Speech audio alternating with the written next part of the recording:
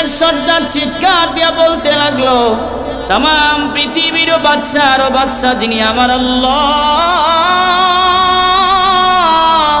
আমার আল্লাহর সাথে যদি সম্পর্ক রাখা যায়, দুনিয়ার বাদশার কাছে যদি এক রাতের সম্পর্ক হওয়ার কারণে অপরাধ থেকে মুক্তি পাওয়া যায়, আসমানের মালিকের সাথে সম্পর্ক রাখলে পরে জাহান্নাম থেকে মুক্তি পায়া জান্নাতের মেহমান হওয়া যায়।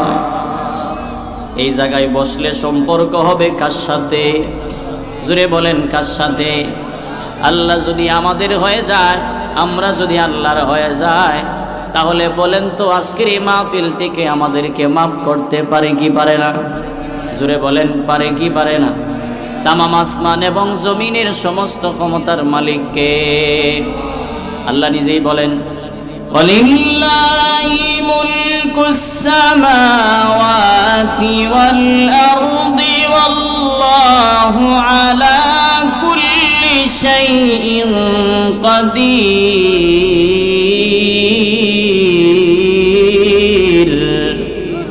আল্লাহ তাআলা বলেন, এই তামাম পৃথিবী, আসমান এবং জমিনের যত ক্ষমতা আছে সমস্ত ক্ষমতার মালিককে। ভাইরা আমার, এই মজলিসটা অত্যন্ত দামি একটা মজলিস। এই মজলিসে বসার জন্যে হয়তোবা আপনি আর কোনোদিন সময় পাবেন না, কারণ আপনার সময় আছে, মজলিস পাবেন না। মজলিস পাবেন, আপনার সময় পাবেন না। আপনার সময় আছে, ইচ্ছাও আছে, আপনি অসুস্থ, হসপিটালে শুয়ে থাকতে হবে। কথা কম। এই জন্যে এই জীবনটারে শেষ সময় মনে করে। রাত এখন প্রায় 11টা হয়ে গেল।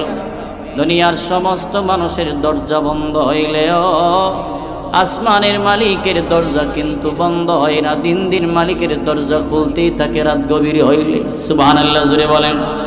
এই জন্যে আমার আল্লাহ তাআলা বলেন, قل يا عبادي الذين أسرفوا على أنفسهم لا تقنطوا من رحمة الله। আমার আল্লাহ তাআলা আমারে আপনারে জানায় দেন, গোলাম এরে আমার বান্দা বান্দিরা শুনিয়া লও, তোমাদের নফসের উপরে যারা গুনাহ করতে করতে, নফসের উপরে জুলুম করতে করতে যারা জীবনটারে বরবাদ বানিয়ে ফেলেছ, তুমি মনে করছো তোমার মতো অপরাধী জগতে কেউ নাই।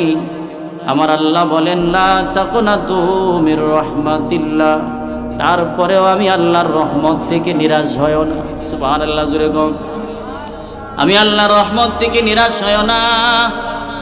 আমার আল্লাহ তাআলা বুঝায় দিলেন, গোলাম এই দুনিয়ার জমিনে যত অন্যায় করেছো, তুমি যদি খালেস ভাবে আমি আল্লাহর দরবারে তওবা করো, আমি আল্লাহর কাছে ক্ষমা চাও, চোখের পানিগুলো ছেড়ে দিয়া যদি কোনো বান্দা কান্দা দেয়, গভীর রজনীতে নিজের গুনার প্রতি লজ্জিত হয়া কোনো বান্দা এবং বান্দি যদি যাই নামাজের মুসল্লায় দাঁড়ায়া যায়, আল্লাহ তাআলার দরবারে নিজের গুনাহকে সামনে হাজির করিয়া চোখের পানিগুলো ছেড়ে ছেড়ে যদি কান্দে আর বলে, মালিক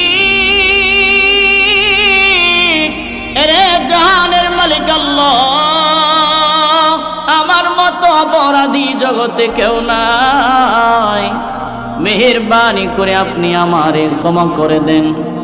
এই বলিয়া যখন আল্লাহর কোনো বান্দা এবং বান্দি কান্দে, মুফাসসিরিনে কেরামগণ বলেন, বান্দার চোখের পানি নাকের ডগায় আসার আগে আগে আমার রব্বে কারিমের কুদরতি হাত দ্বারা বান্দার চোখের পানিগুলো মইসা দেয়।